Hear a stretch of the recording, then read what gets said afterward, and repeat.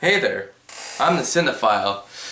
Let's talk about public entertainment, specifically PBS. The station that creates programming pretty much to educate us. Well, I guess they need some reason for taking our well-paid tax money. Okay, fine, my parents' tax money. Wait a minute, I worked this year. That means some of that money was mine. I'm not gonna get angry. I'm not gonna be a Romney Jr. That joke's a little dated, but some of you will get it. Anyways, one way or another, you've seen one of these shows, if it's from the classic Sesame Street to the pointless Barney and Friends. Oh, and you got shows like Dragon Tales and Mr. Rogers. But in 1996, PBS got the rights to create a series based on the book series written by Mark Brown called Arthur. And it was one of the best animated TV series ever created. Every day when you're walking down the street. I'm being serious. For a show that has educational value and it's directed at children, I find myself throughout my childhood and youth watching this show quite often. And it's not just me, there's quite a number of people that watch this show and continue to watch it throughout its entire run. It's one of the most memorable, nostalgic shows of my past, with many memorable episodes and characters, and it's a good thing it ended on a high note. Well, that's what I thought, until I went online and did some extensive research and found that the show is still in production. I was online for about 5 minutes, and I found tons of information. Okay, not loads of information. In fact, all I did was go on their Wikipedia page and saw all their new seasons with HD, 1080p picture, the works. But it's no longer created by Cinar, aka Cookie Jar Entertainment anymore. It's made by 9 Story Entertainment. And not only that, what did every single show do in the 21st century? Say it with me now, Flash animation. Oh my god, look at this crap! To think it went from good old cell animation with watercolor backgrounds to this. It may be cheaper, maybe quicker, but seriously, there's 10 episodes a season. Can't you just, draw some up? It can't cost that much money to just, draw. There used to be this thing called drawing, not just shifting the animation all over the place. Can't we just end the show on a high note, please? Just a little bit of a high note? And I know I'm complaining about the new animation, but a lot of us already knew the watercolor was gone for like 5 seasons now. Yeah, I love the show, but look at the episode's animation. Now look at it here. Now look at this one. The show has always been going more and more downhill in animation. Actually, it went uphill for the first 5 seasons, but after that it went...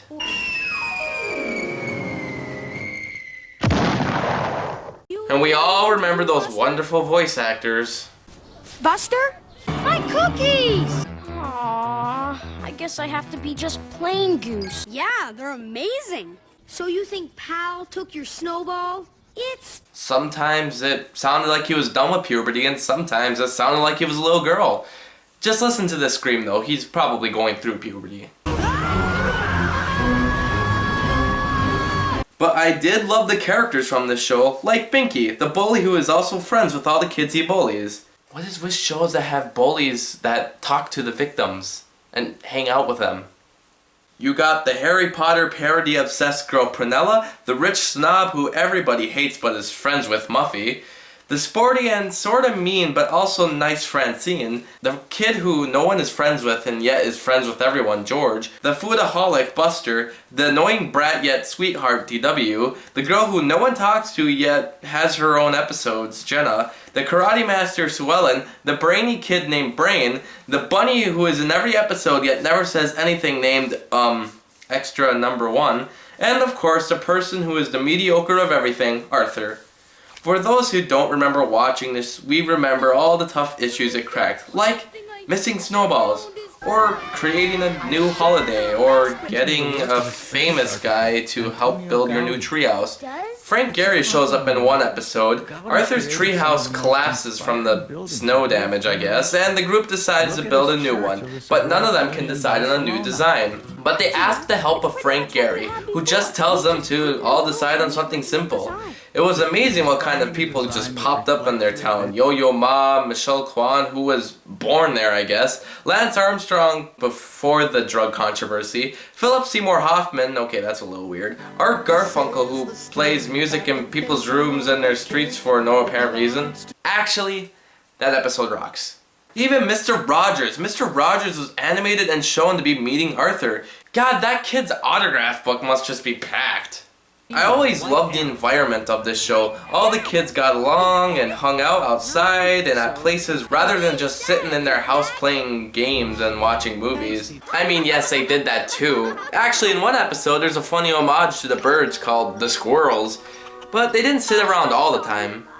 You see, I lived in a small town, and when I watch TV and movies and see the bullies and the different groups, I could never really relate to it because in my town, everyone kind of just hung out with each other and stuff, so Arthur kind of showed me that, you know, maybe another town exists like that. I mean, my town does. Maybe that's why I liked Arthur. I could just relate to it so much. In fact, one episode they tried to make a movie, and the way they do it just reminds me so much about how I make movies and such. The episodes did many different things that almost no other kids shows would dare to talk about, like new children and the family, Alzheimer's, cancer, death, divorce, disaster, and even swearing. I also liked later seasons and how they dealt with different cultures and religions. It was not insensitive, and the way they introduced it is perfect, especially in the episode Arthur's Perfect Christmas. Yeah, perfect is in the title. Also in that episode, it probably has the most subtle hint ever that Santa doesn't exist, but no child would ever get it. But we all know that Santa does exist. He's up there. He's a Pez dispenser. That's another thing, this show is packed with jokes that only older people would understand. There's parodies of Jerry Springer, South Park, Harry Potter, Dr. Katz, That 70s Show, Monty Python, Magic School Bus, Law and Order, Oprah, and even Beavis and Butthead. You know, every day I try to watch this show. I try very hard not to miss an episode, because they went in production order, so I could know which ones I missed out on and which ones I've seen. And I've seen relatively every single episode of this show. So I figured I'd, do a top 10 episodes of Arthur. That's right, I'm gonna do a top 10 for this sort of underappreciated show. Every day when you're walking down the street. And just to mention, these shows are kind of packaged with 2 episodes, but I'm gonna do the individual episodes, if they were cut in half, because, they'll have one episode I like, but then the one shown before it wasn't as good, and I'm just gonna go with halves. If that makes sense.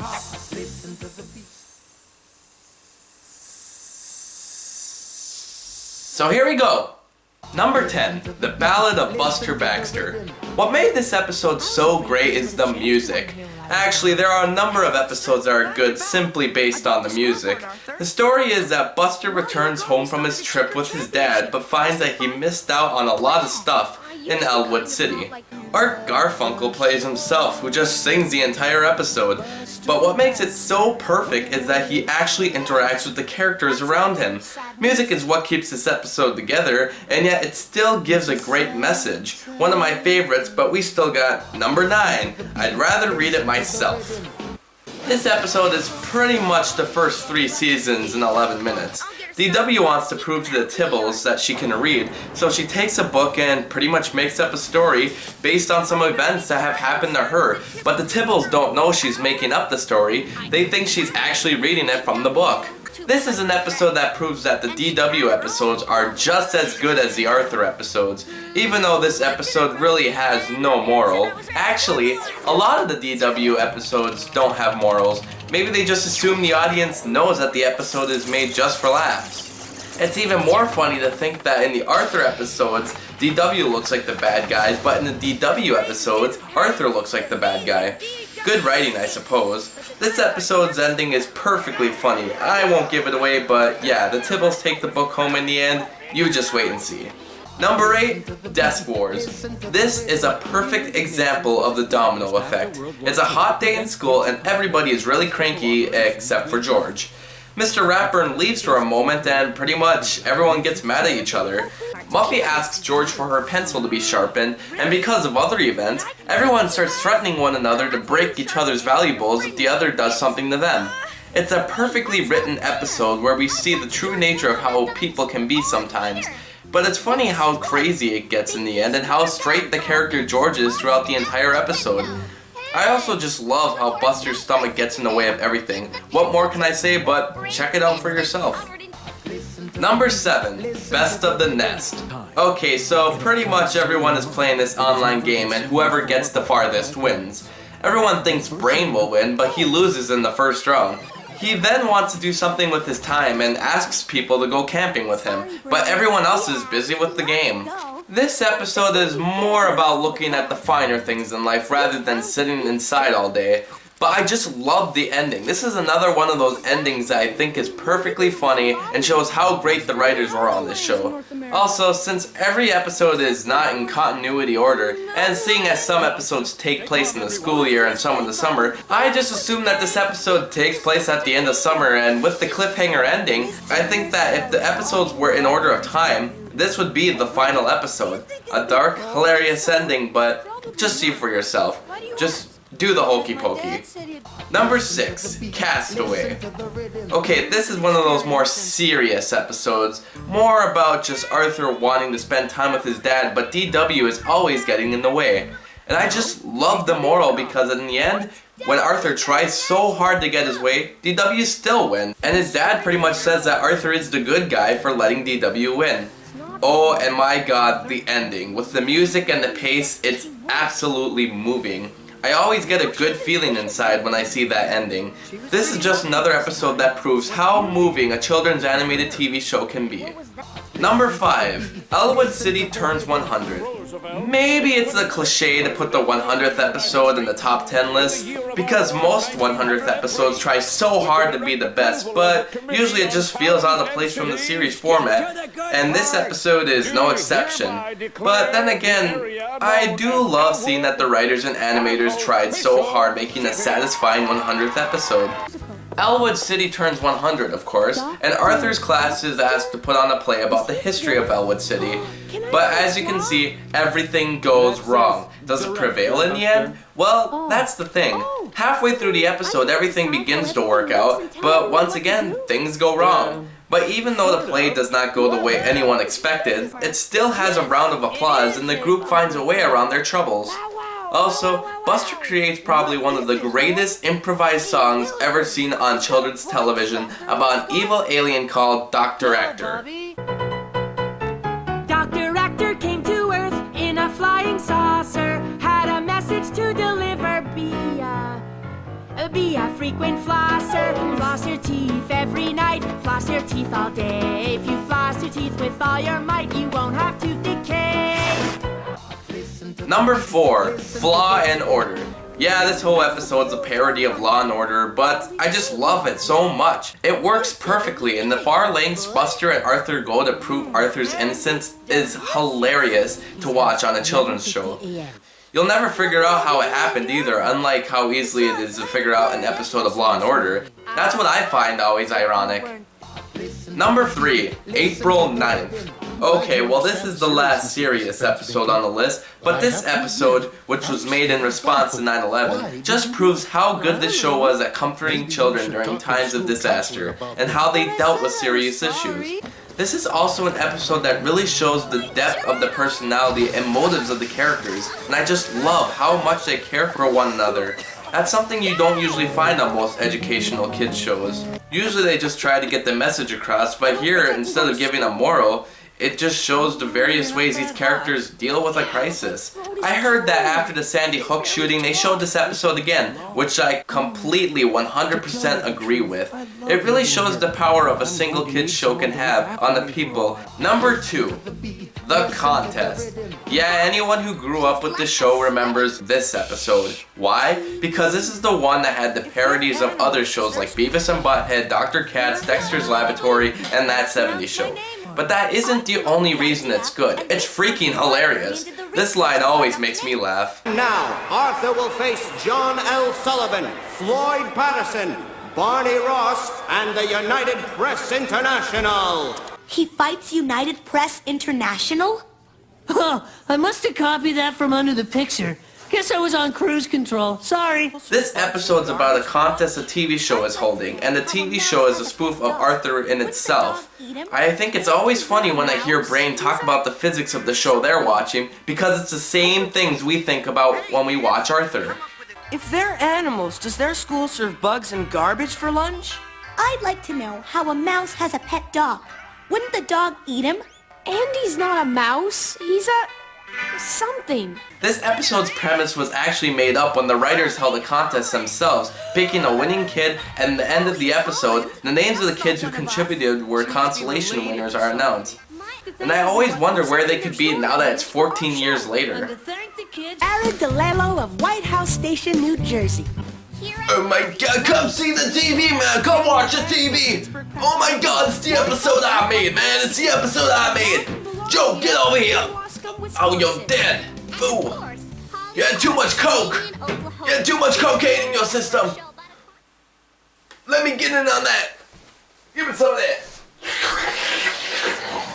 And the #1 episode is... Alright, say it with me now. Arthur's Almost Live Not Real Music Festival.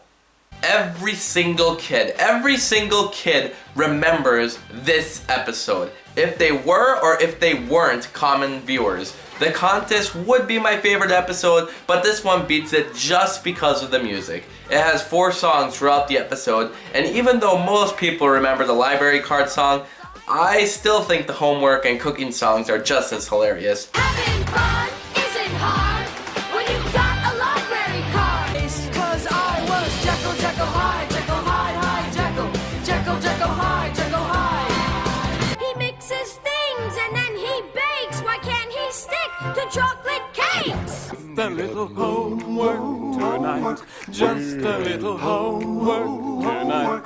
If you watch this, I promise you, the songs will be stuck in your head all day. But don't worry, they aren't bad songs. I could watch this episode every night because it completely ignores the format of every other episode.